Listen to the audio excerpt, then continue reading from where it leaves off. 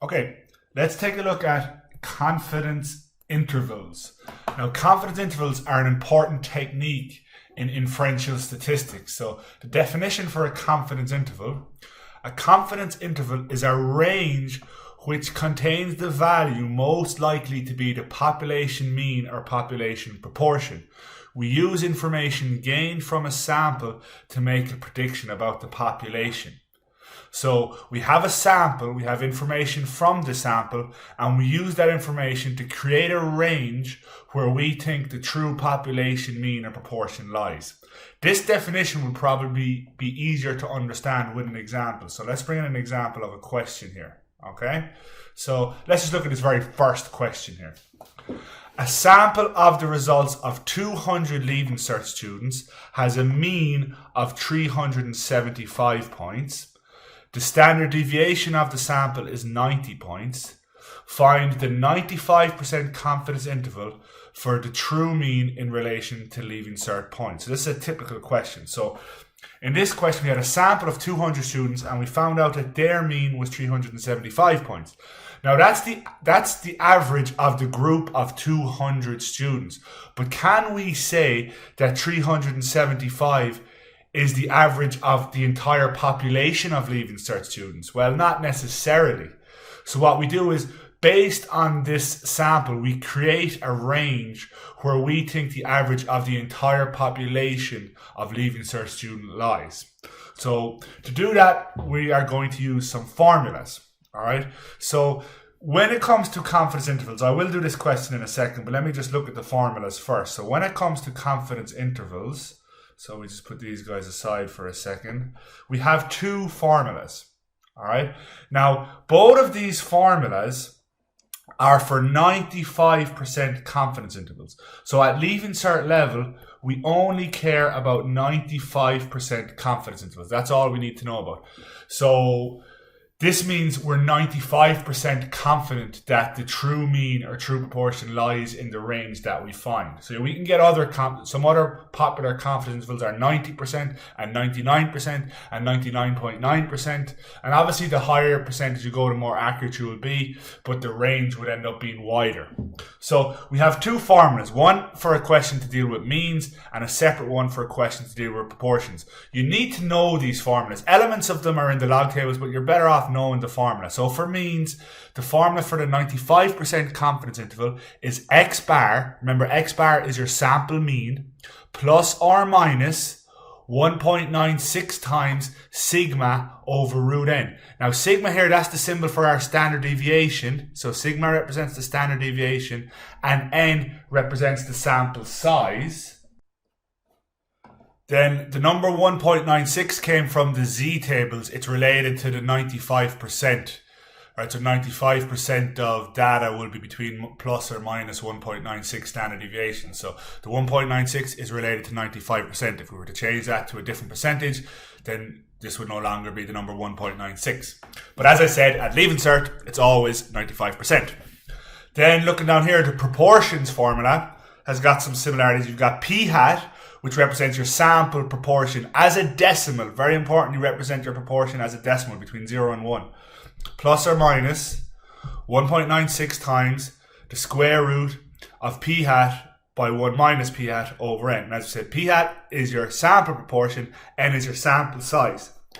This last bit we have here, the sigma over root n, and also the p hat by 1 minus p hat over n in the square root. They're what we call the standard error. So if I just was to isolate that part of it, that's the standard error, SE, standard error. Same here. Now, we don't really need to know that, but if you look in your log tables, you will see that there's a formula for the standard error. So another way you could look at this is it's X bar plus or minus 1.96 times the standard error, or p hat plus or minus 1.96 times the standard error.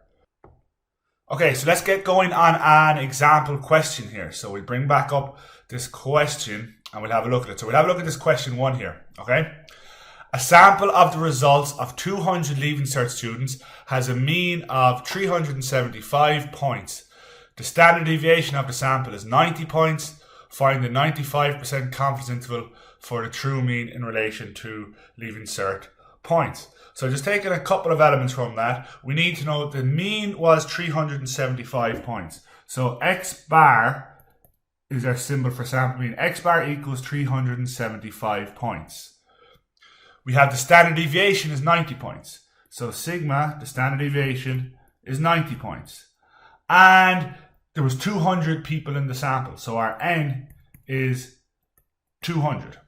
So then all we're going to do is we're going to take those values, and remember, we're going to fill them in to the formula here for means. So let's do that. So we'll take this aside. We have X bar equals 375, sigma equals 90, N is equals to 200, and we have the formula to get the confidence interval. So CI for confidence interval, the formula number is X bar plus or minus 1.96 times sigma over root N.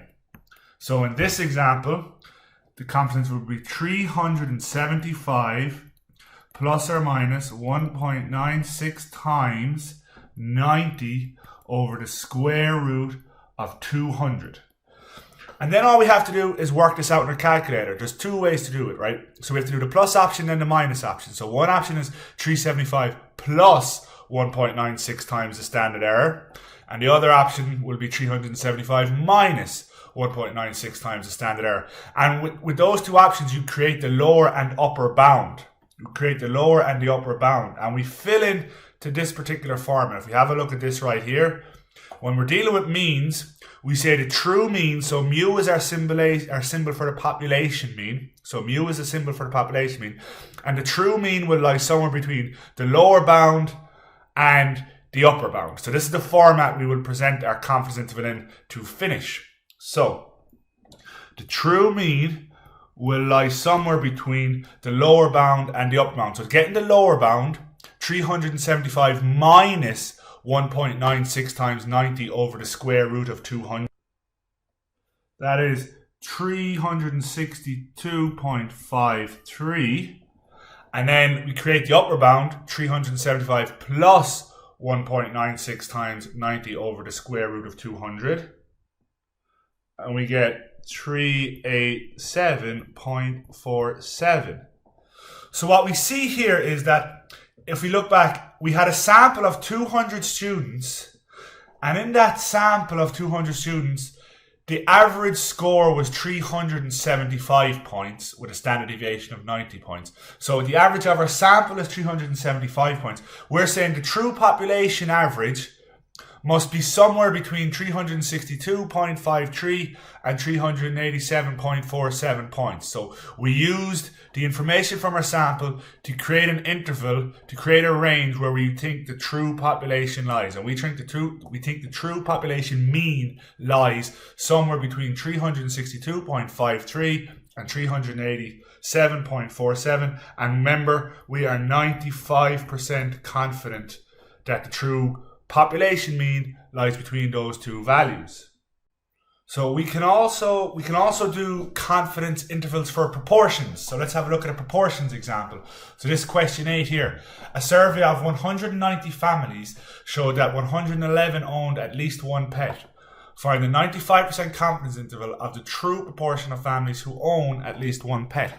So we have our formula as well for proportions, so I'll remind you of that. So I'm just going to bring that up here. So if we're dealing with proportions, the formula we're going to use is p hat plus or minus 1.96 times the standard error, which is the square root of p hat by 1 minus p hat over n. So this is the formula that we will be using for this question. Okay, so looking at our question here, question 8. So we have 190 families, so n would be 190. And p hat is the proportion from the sample. So I need to get that. So we have 190 families. So n is equals to 190. P hat is the sample proportion, which is 111 out of 190. And typically we represent that as a decimal,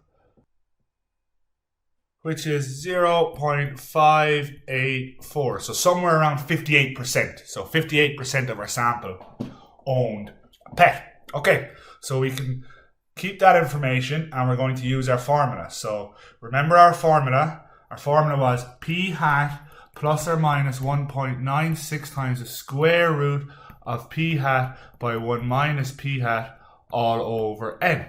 So in this case, that would be 0.584 plus or minus 1.96 times the square root of 0.584 by 1 minus 0.584 divided by n, and n, remember, was our sample size, divided by 190. So when we get our lower and upper bound, we represent it in this format again.